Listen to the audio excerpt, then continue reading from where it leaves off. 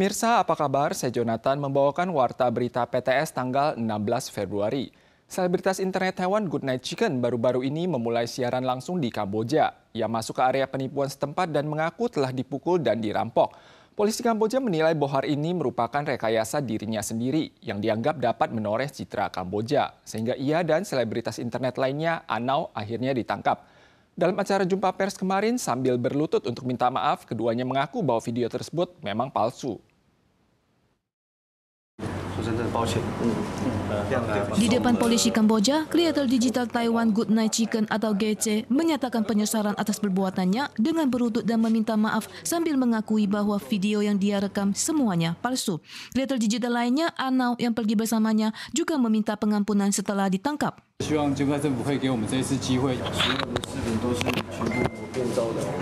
那我对于这件事情非常的后悔，希望柬埔寨政府再给我一次机会。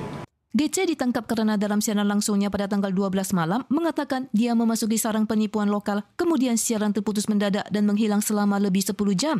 Ia kembali melakukan siaran langsung pada tanggal 13 sore dan mengklaim bahwa ia dipukuli dan dirampok sebelum akhirnya berhasil melarikan diri. Tetapi tindakannya dinilai sebagai rekayasa oleh polisi Kamboja. GC diringkus di sebuah rumah pada tanggal 14. Di lokasi ditemukan topeng hantu, darah palsu, dan peralatan fotografi. Polisi Kamboja mengatakan GC sengaja membuat isu-isu terkait sejak memasuki Kamboja dengan membuat video palsu di hotel, kasino, dan tempat lainnya untuk menimbulkan kepanikan dan keraguan di kalangan wisatawan. Kasus ini menarik banyak perhatian. Server media resmi lokal Cambodian China Times sempat bermasalah karena membludaknya pengunjung dalam waktu singkat. Sebelumnya, telah ada kreator digital yang dijerat hukum karena membuat video setengah palsu di Kamboja. GC kali ini telah dinilai menjatuhkan nama Kamboja terkait keamanan dan pariwisata. Ia mungkin akan ditindak atas kejahatan, penghasutan, dan diskriminasi. Dan jika ia kembali ke Taiwan, ia juga akan ditindak berdasarkan Undang-Undang Ketertiban Sosial Taiwan. Restoran Formosa Chang mengumumkan mulai hari ini beberapa produk bento akan dinaikkan sebesar $5. Tahun ini KFC, Tonkatsu, dan Taiwan Matsuya juga telah menaikkan harga mereka. Pakar memperkirakan bahwa indeks harga konsumen bulan Februari tahun ini akan menerobos garis peringatan inflasi sebesar 2%.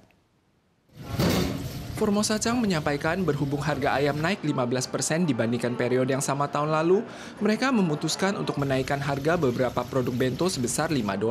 Tak hanya Formosa Chang, 6 produk KFC juga naik $1 hingga $7. Set menu file daging babi tonkatsu naik dari $195 menjadi $210 dan produk daging sapi Taiwan Matsuya naik $5 hingga $7. Namun setelah Imlek ada juga beberapa produk yang tidak naik malah turun.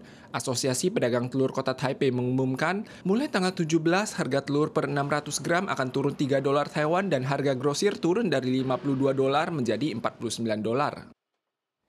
Sebuah pesawat milik NASA kemarin terbang di atas Menanjung Hengchun pada ketinggian rendah untuk melakukan penelitian kualitas udara di wilayah sentral dan selatan Taiwan.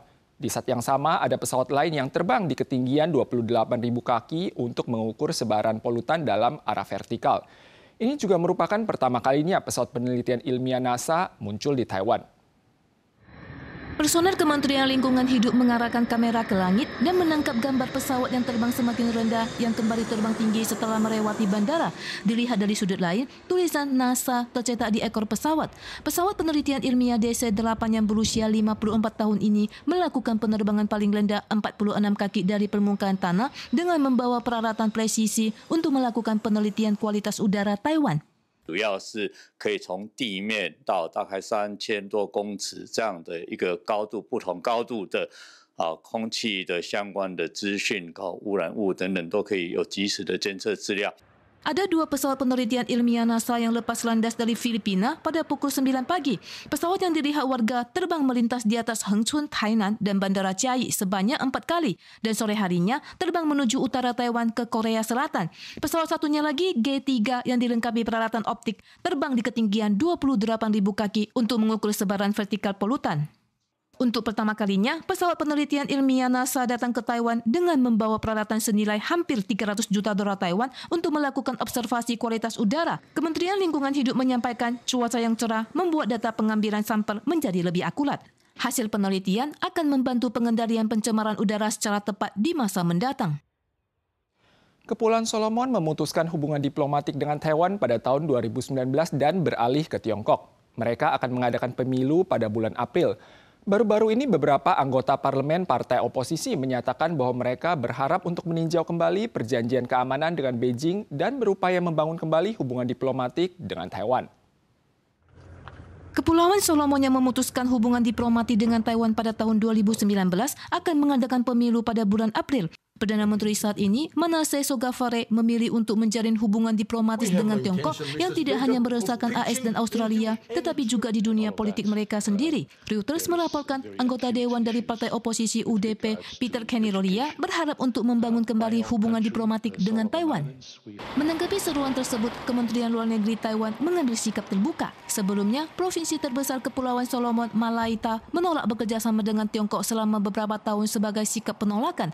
Pemimpin partai oposisi juga mengusulkan pengadaan referendum untuk memutuskan Kepulauan Solomon mau bersahabat dengan negara mana.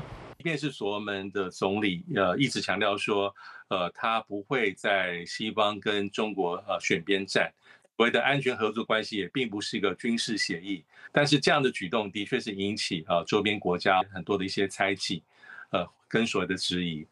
Tiongkok gencar dalam upaya memperluas kekuasaan di Pasifik Selatan. Saat ini, hanya 3 negara sekutu Taiwan yang tersisa di Pasifik Selatan meliputi Tuvalu, Palau, dan Kepulauan Masar. Perdana Menteri Tuvalu, Kauseya Natano, yang pro-Taiwan kalah dalam pemilu 16 Januari. Perdana Menteri yang baru akan dilakukan melalui pemungutan suara 16 anggota Kongres yang baru. Pertanyaan apakah akan mempertahankan hubungan diplomatik dengan Taiwan menjadi sorotan umum.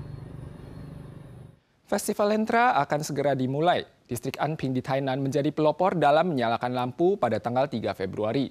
Sejauh ini lebih dari 3 juta orang telah mengunjungi Festival Lentra Taiwan.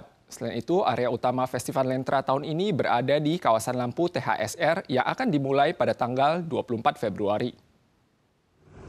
Dalam rangka mempersiapkan penyalaan lampu pada 24 Februari, unit terkait juga mempersiapkan lingkungan dan jalan sekitar terlebih dahulu. Kali ini lampu utama bertema Naga Datang ke Taiwan, memiliki tinggi badan 18 meter dan tinggi total 22 meter termasuk alasnya, dengan berat total lebih dari 40 ton. Maskot ini dikendalikan dengan menggunakan sistem penyimpanan energi surya, menjadikannya lampu paling hemat energi dalam sejarah. Selain itu, Festival Lentra Taiwan di distrik Anping telah menyambut lebih dari 3 juta pengunjung sejak penyalaan lampu pada 3 Februari, termasuk liburan Imlek. Pemirsa sekalian, sekian Warta Berita dari PTS. Kita soal lagi di lain kesempatan. Sampai jumpa.